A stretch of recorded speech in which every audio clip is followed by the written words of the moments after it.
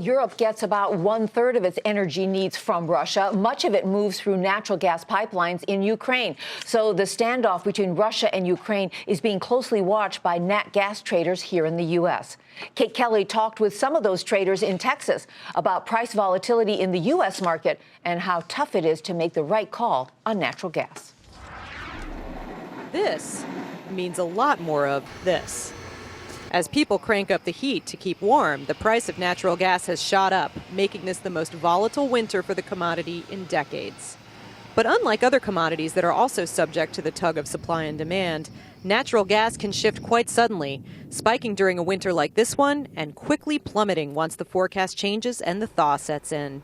In the past few weeks alone, prices have hit multi-year highs, only to follow with their worst 4-day losing streak since 1996. Demand curve for natural gas and many other commodities is much more elastic today than what we've seen in the past.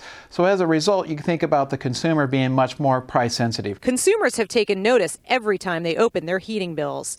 And so have investors, since it's that elasticity or sensitivity to price change that has made trading natural gas much more risky. Traders here in Houston are open about the amount of risk they take buying and selling contracts tied to future prices of natural gas.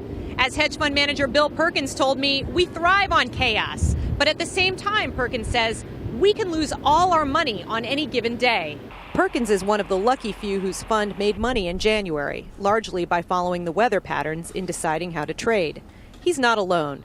David Dunn, who manages about $100 million at Lockridge Investment Advisors, is up 8 to 9% this year on a unique approach to gas that involves betting on price changes between one region and another. What we're doing is we're trading two ends of a pipe.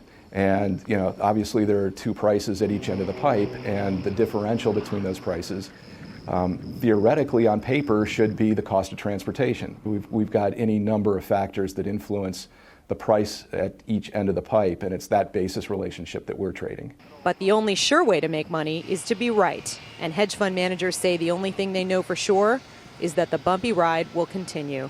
For Nightly Business Report, I'm Kate Kelly in Houston.